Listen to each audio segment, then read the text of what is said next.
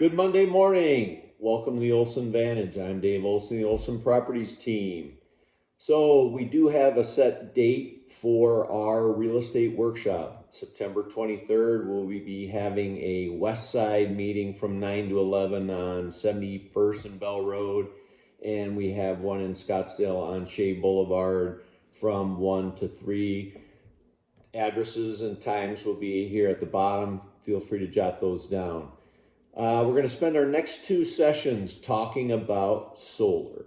And we have brought in our expert, a team member of ours. We've personally used him on 3 homes ourselves, Mr. Richard Bishop of Bishop Solar. Nice to see you, Richard. How are you doing today? I'm doing great, and thanks for having me. Absolutely. So we're going to touch on a few different things. We're going to talk about the difference between leasing solar and buying solar. What's your opinion on that, and what do you think? But my opinion on whether it's lease or it's solar or purchase really is either one. It can work. It depends on what your needs are and your goals in your home and how long you'll possibly be living in. Right. So Richard's helped us 3 times, and we've done 3 leases because we never stay any place that long to buy it and own it and justify it. We've been very happy with leases. We would probably never not put solar on a home. As far as lease versus purchase, what are the biggest differentiators for people to think about? Well, when you're going to be leasing, you're going to be in a situation where the equipment, the system, it's owned by a separate entity. Right. And they're leasing that system or that energy to you at a cost. We call it a power purchase agreement type of contract. And what it gives you is the warranty for all the production of the power, and it's held by a company that you're making this payment for. It's important that that payment is less than what you're currently paying as a bundle, because you'll always have a utility bill. So your new solar lease cost plus your utility bill needs to be less than what your utility bill was by itself. And that's the form of a lease. It's good to have, as you explained. Being that he wasn't, you were talking about, David, that you weren't sure how long you'd be in a certain home or in another home. That's a good choice to make. Right.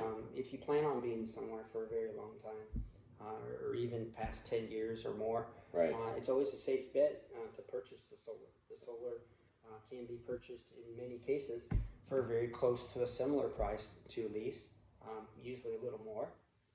It's being financed, so there's fees involved with that.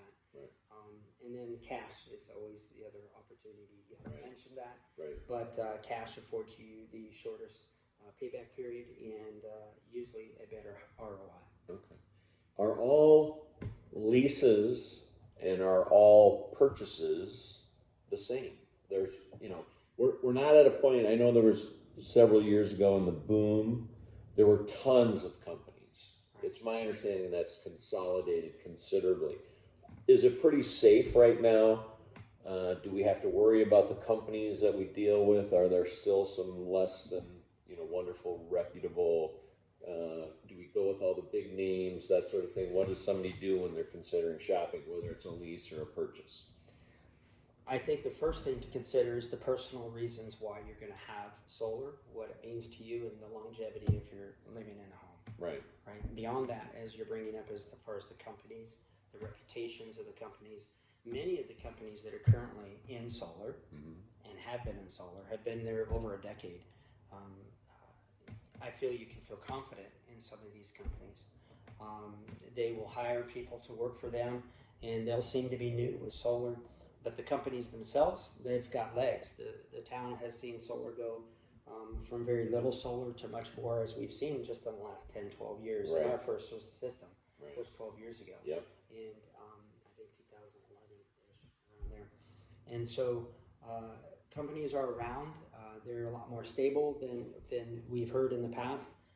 But it's important to build that relationship and spend time with a company or an individual that would be selling solar to you and working with you, because you'll have a relationship with them ongoing. Right. Whether you go either way, right? Absolutely. And the other thing I think it's important that people know and understand is, depending on the age of your home, right? Right. That you make sure that your roof is prepared and ready to have that solar be there for whatever period of time, either the purchase life and or the lease life, right? Because some people forget to do that Right. and have that updated, right? Yours truly, which is gonna have to go through that, but it is what it is. But it'll be more costly because we'll have to have it taken down and then put back up, and we can't just do that ourselves, right? So I think that's important. So we will touch next time on part 2 on a little deeper dive on solar. Hopefully you found this information useful. Again, if you ever have any questions, feel free to text the word answers to 59559, or you can always text or call me directly at 623-570-4464. Thanks so much, and make it a great day.